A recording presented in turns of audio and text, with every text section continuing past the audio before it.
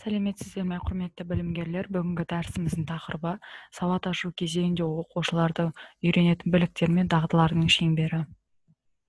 Бүгінгі дәрісімізден алатын қағидалармен таныс болып алсақ, бірінші, жазуға үйретудің маңызы және жазу жұмыстарына қойылатын талаптар, жазуға үйрену үшін қажетті жағдайлар.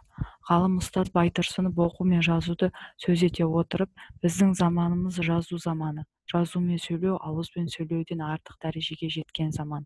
Алыстан ауызбен сөйлеуге болмайды. Жазумен дүниенің бір шетіндегі адам екінші шетіндегі адаммен сөйлейді. Сондықтан сөйлей білу қандай қажет болса, жаза білудің керектігі одан да артық. Сөйлегенде сөздің жүйесін, қисынын келтіріп сөйлеу қандай керек болса, жазғанда да сөздің кестесін солай келтіріп жаза білу қажет дей отырып, жазбаша жазудың маңыздылығын ерекше атап көрсеткен. Рахметова жазбаша жазуға үйрену үшін аналогиялық салыстыру, талдау, жинақтау, жалпылау, нақтылау сияқты ой операцияларын іске асуы ең маңызды шарт болып табылады дейді. Ендеше жазбаша жазу жұмыстары жүйелі түрде орындату оқушылардың сауаттылығын арттырып, ой шапшаңдығын, сөз байлығын дамытып, өз ойын жүйелі түрде жеткізіп, қағаз бетіне сауатты жаза білуге дағдыландырады. Оқушының белсенділікке, тапқырлыққа, ізденімпаздыққа үйретеді. Рухани бай, жан-жақты дамыған жеке тұлғадағы ең басты қасиеттердің бірі тіл байлығы дер едік.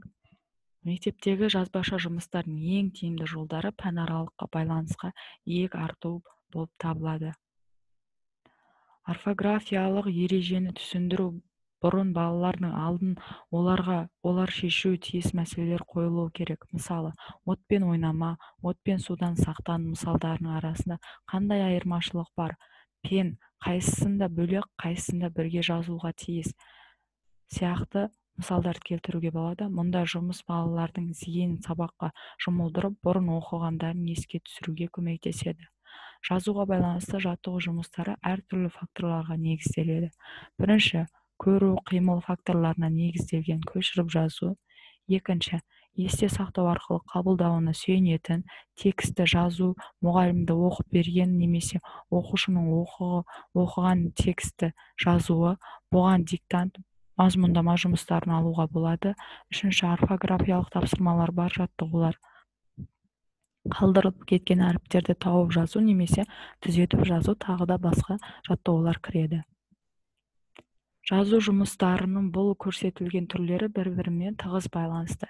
Яғни таза жаза білуді қолдану мүмкін емес. Мысалы, диктант есту қабілеттеріне негізделгенмен, көру қимылсыз іске аспайды. Тағы да басқа. Сондықтан жоғарыдағы сияқты топтау тек шартты түрде жаттығулардың қай түрінде негізгі мәселенің қайсысы екендігін мұғалімдер көңілі аудару мақсатында ғана көрсетіліп отырады. Жазу дағдысын нығайта жетілдіре түсетін, сонымен бірге іс жүзінде сыналатын жаттығулардың негізгі түрлері мынандай. Грамматикалық орфографиялық талдау. Грамматикалық талдауды қараңыз. Бұл оқушылардың грамматикалық және орфографиялық құбылыстардың ара қатынасын түсінуге, орфографиялық қиыншылықтар таба білуге, басқаларының арасында оқыған құбылыстарын таба білуге дағдыландырады. Бұл талдау өз алдына жаттығу ретінде бөлек немесе басқа жаттығулардың элементтері ретінде де жүргізіледі. Мысалы, көшіріп жазуда, диктантта, тағы да басқа. Назарларыңызға рахмет.